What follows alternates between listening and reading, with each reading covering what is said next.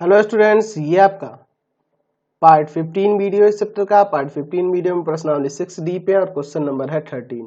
कह रहा है एक समलंब ABCD जिसमें AB समांतर है DC के विकर्ण परस्पर बिंदु O पर प्रतिच्छेद करते हैं। तो चलिए पहले हम लोग इतना फिगर बना लेते हैं, फिर हम लोग आगे बात करेंगे। ठीक है, एक्चुअल में आपके बुक में जो फिगर दिया हुआ ना वो गलत दिया हुआ, तो मैं सुधार करके यहाँ पे आपको फिगर बना के दिखा देता हूँ। चलिए यह आपका एक समलंब हो गया, इसका नाम हम लोग देते हैं A B C D। देख लीजिए इसमें AB समांतर DC हो गया। अच्छा, इसके विकर्ण बिंदु कहाँ पे प्रतिच्छेद करते हैं? O पर करते हैं प्रतिच्छेद। चलिए O पर प्रतिच्छेद कर रहे हैं। ठीक है, आपके क्वेश्चन में दिया है कि यदि AB equal to 2CD, AB जो है CD का 2 गुना है। ठीक है, तो हमें क्या करना है? तो त्रिभुज AOB और COD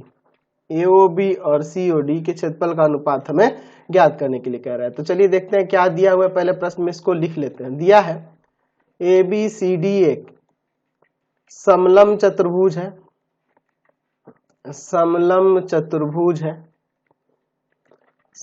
चतुर्भुज है जिसमें क्या दिया हुआ है कि आपका AB समांतर है DC के। अच्छा, विकर्ण AC तथा BD एक दूसरे को बिंदु O पर प्रतिच्छेद करते हैं। ठीक है, अच्छा और क्या दिया हुआ है? तो यहाँ दिया हुआ है कि AB जो है ना 2 गुना है CD का। ठीक है, तो सिद्ध करना है, तो ज्ञात करना है। ज्ञात करना है क्या ज्ञात करना है जी? तो हमें एरिया ऑफ ट्रायंगल AOB और एरिया ऑफ ट्रायंगल COD का अनुपात निकालना है। क्या होगा? चलिए अब देखते हैं। चलिए तो अब इसका हल देख लेते हैं। यहाँ पर चलो हम लोग क्या करते हैं कि पहले इन दोनों त्रिभुजों को AOB को और COD को समरूप करते हैं, तभी ना हम लोग तो क्षेत्रफल का अनुपात यहाँ पे निकालेंगे। चलिए तो हम लोग क्या करते हैं, त्रिभुज AOB तथा त्रिभुज COD में देखते हैं। तो यहाँ पर ये AB जो है आपके DC के समांतर दिया है, तो यहाँ से यह कोण इस कोण के बराबर हो जाएगा, यह कोण इस कोण के बराबर हो जाएगा एकांतर अंतः कोण से। तो एंगल OAB बराबर में एंगल OCD, फिर यहाँ पे नीचे एंगल OBA बराबर में एंगल ODC हो जाएगा ना एकांतर अंतः कोण से। तो इसलिए यहाँ पे क्या हो जाएगा, त्रिभुज AOB समरूप हो जाएगा त्रिभुज COD के। कैसे हो जाएगा? एंगल समरूपता से। ठीक है, तो जब ये समरूप हो गया तो हमें पता है कि दो समरूप त्रिभुजों के क्षेत्रफल का अनुपात उनके संगत भुजाओं के अनुपात के वर्ग के बराबर होता है। संगत भुजाओं के अनुपात के वर्ग के बराबर होता है। ठीक है, तो यहां से हम लोग लिख सकते हैं एरिया ऑफ ट्रायंगल AOB और बटा में एरिया ऑफ ट्रायंगल COD बराबर में क्या हो जाएगा? देखिए AOB का अगर मैं भुजा ले लेता हूं आपका AB, तो COD का आपका ये CD न लूंगा जी, तो लिख दूंगा यहाँ पे AB बटा में CD का होल स्क्वायर, ऐसे लिख सकते हैं ना। चलिए अब देखिए आपके ऊपर क्वेश्चन में दिया हुआ है कि यहाँ पर AB जो है ना इक्वल टू है 2CD के, है ना। CD का 2 गुना है AB। ठीक है, तो यहाँ पर कह सकते हैं AB को हटाकर 2CD और नीचे आपका CD है, CD से CD कट जाएगा, तो यहाँ पे क्या आ जाएगा 2 का स्क्वायर 4 और 1 का स्क्वायर 1। यानी हम लोग देख रहे हैं कि AOB और COD के क्षेत्रफल का अनुपात कितना आ गया? 4:1। क्वेश्चन नंबर 14 देखिए, कह रहा है त्रिभुज ए बी सी में डी और ई भुजा ए बी और ए सी के मध्य बिंदु है। देखिए डी और ई ए बी के और ए सी के मध्य बिंदु है। तो सिद्ध करना है, सिद्ध कीजिए कि यहाँ पर त्रिभुज ए डी ई और ए बी सी समरूप है। चलिए देखते हैं। दिया है हमारे पास कि त्रिभुज ए बी सी में डी तथा ई क्रमशः भुजा ए बी तथा ए सी के मध्य बिंदु है, मध्य बिंदु है। ठीक है, तो सिद्ध करना है, तो सिद्ध करना है, क्या सिद्ध करना है? त्रिभुज ए डी ई समरूप है त्रिभुज ए बी सी के। चलिए अब हम लोग इसका प्रमाण देखते हैं। एक्चुअल में इस तरह का क्वेश्चन इस एक्सरसाइज में होना ही नहीं चाहिए, या पिछले एक्सरसाइज का क्वेश्चन है, इसमें गलती से दे दिया। मनोहर रे बुक में बहुत जगह पे ये सब गलतियां की हुई है।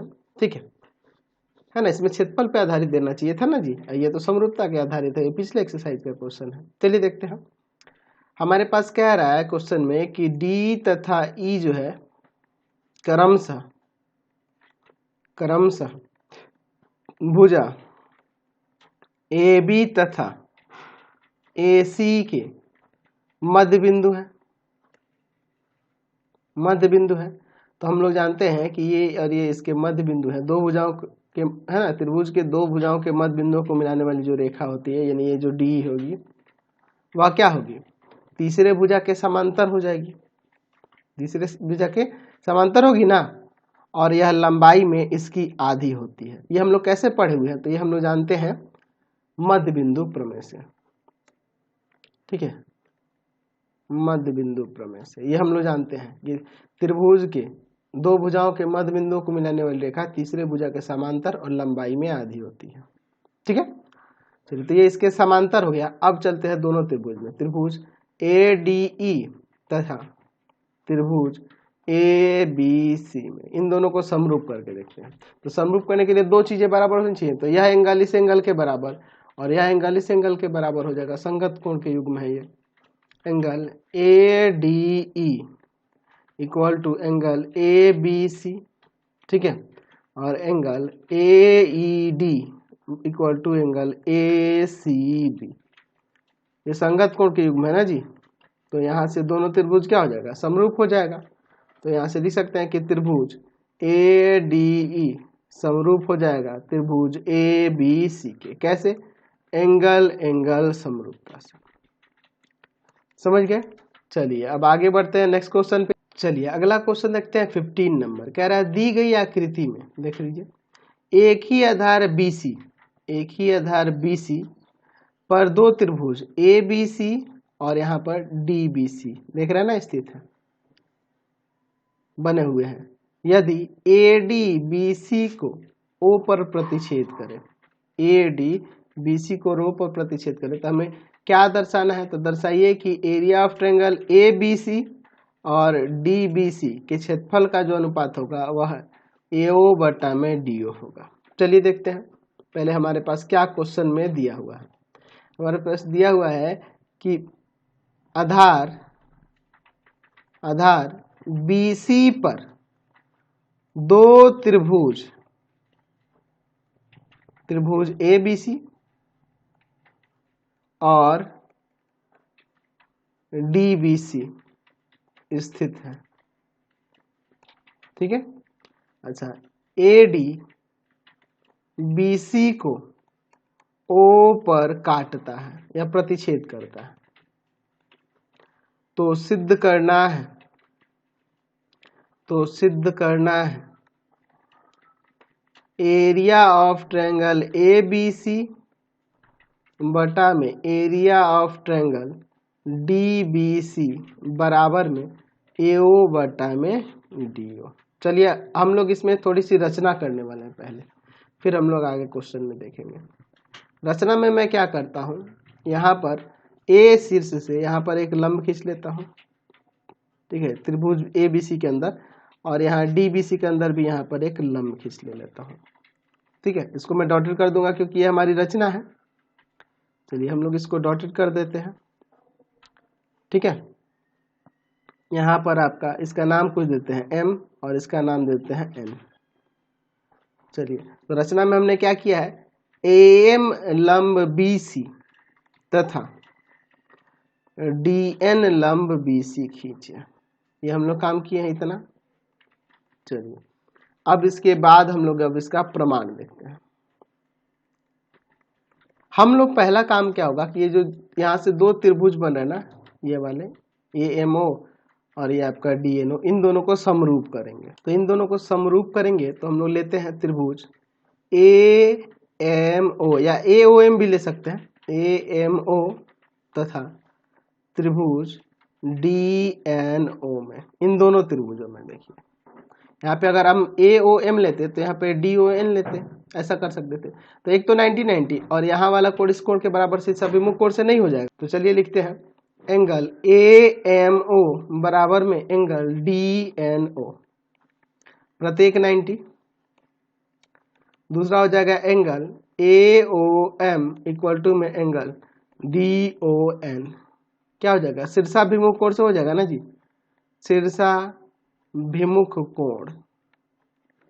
ठीक है, तो यहाँ से हम लोग त्रिभुज को समरूप नहीं कर देंगे, त्रिभुज AMO समरूप हो जाएगा त्रिभुज DNO के। कैसे, एंगल एंगल समरूपता से। और जब ये समरूप हो गया तो हम लोग जानते हैं, क्या जानते हैं जी, कि दो समरूप त्रिभुजों के, दो समरूप त्रिभुजों के संगत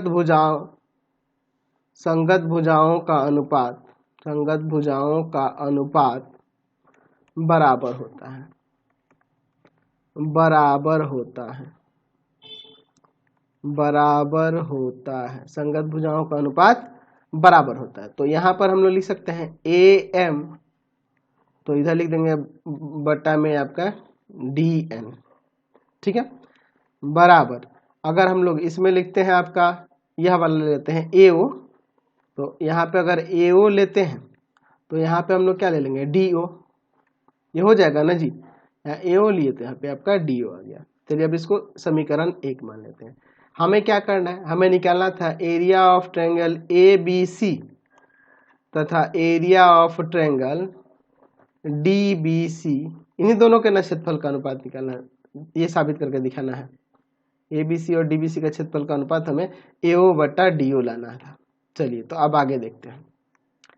अच्छा, ABC का क्षेत्रफल हम लिख सकते हैं 1/2 आधार BC और ऊंचाई जो है आपका AM हो जाएगा, और DBC के लिए 1/2 आधार BC और ऊंचाई जो है आपका DN हो जाएगा। तो ये आपके कट जाएंगे। अब देखिए, एरिया ऑफ ट्रायंगल ABC बटा में एरिया ऑफ ट्रायंगल DBC, यहाँ देखिए बराबर में AM बटा DN है, और AM बटा DN किसके बराबर है, AO बटा DO के। तो इसको हटाकर ये भी तो लिख सकते हैं ना जी, यहाँ पे लिख देंगे कि समीकरण 1 से हुआ ये, समझ गए ना। तो यही ना हमें प्रमाणित करके दिखाना था, दिखा दिया हमने।